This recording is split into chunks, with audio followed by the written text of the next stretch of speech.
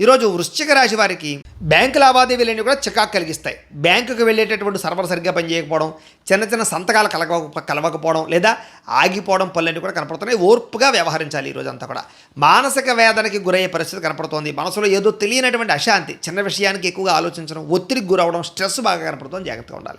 చాలా విషయాల్లో మౌనంగా ఉండండి. ఎవరైనా సరే మిమ్మల్ని రెచ్చగొట్టినా సరే సామరస్యంగా ఉండండి. మాట పెంచితే లేనిపోని గొడవలు వస్తాయి. జాగ్రత్త. ప్రయాణాల్లో చిన్న చిన్న ప్రమాదాలు కనపడుతున్నాయి. బండి నడిపేటప్పుడు సెల్ ఫోన్ మాట్లాడడం, హడావిడిగా వెళ్ళడం మాత్రం చేయకండి. కొంచెం కావాలంటే ముందుగానే బయలుదేరే ప్రయత్నం చేయండి. వృత్తి వ్యాపారాల్లో అనుకున్నంత యోగ్యత కనపడటం లేదు. కష్టానికి తగ్గ ఫలితం కనిపించడం లేదు. ఆశించిన మేర లాభాలు అయితే కనపడటం లేదు. భూ వివాదాలు ఏర్పడే పరిస్థితి కనపడుతోంది.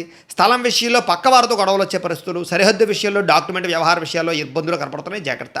కుటుంబ సభ్యులతో విరోధాలు కనపడుతున్నాయి. ఇంట్లో చిన్న మాటకే మనస్పర్ధలు రావడం, అన్నదమ్ములు లేదా బంధువులతో వాదనకి గురవడం కనపడుతోంది. తెలియని వ్యక్తులతో వ్యాపారాలు చేయడం వల్ల, తెలియని వ్యక్తులకు డబ్బులు ఇవ్వడం వల్ల నమ్మక ద్రోహాలు కనపడుతున్నాయి. చిన్న చిన్న అనారోగ్య సమస్యలు వేధించడం, ముఖ్యంగా సీజనల్ వ్యాధులు అంటే జలుబు, దగ్గు, ఒళ్ళు నొప్పులు ఇలాంటివి మిమ్మల్ని ఇబ్బంది పెడతాయి. కాబట్టి నిర్లక్ష్యం చేయకుండా డాక్టర్ గారిని ఖచ్చితంగా చూపించుకోండి. బంగారం, వెండి వస్తువులు, తాళాలు, డాక్యుమెంట్లు, డబ్బులు, మొబైల్ ఫోన్లు ఇలాంటివన్నీ కూడా ఎక్కడైనా వదిలేయడం కానీ, మర్చిపోవడం కానీ, పోవడం కానీ, దొంగతనాలు జరగడం కానీ జరిగే అవకాశం ఉంది. జాగ్రత్త. అగ్రిమెంట్ కుదుర్చుకునేటప్పుడు, నూతన ఒప్పందాల విషయాల్లోనూ, వివాహ సంబంధాలు కుదుర్చుకునే విషయంలోనూ కూడా అవకతవకలు కనపడుతున్నాయి. ప్రేమికుల మధ్య అపార్థాలు, గొడవలు పెరిగే అవకాశం కనపడుతోంది.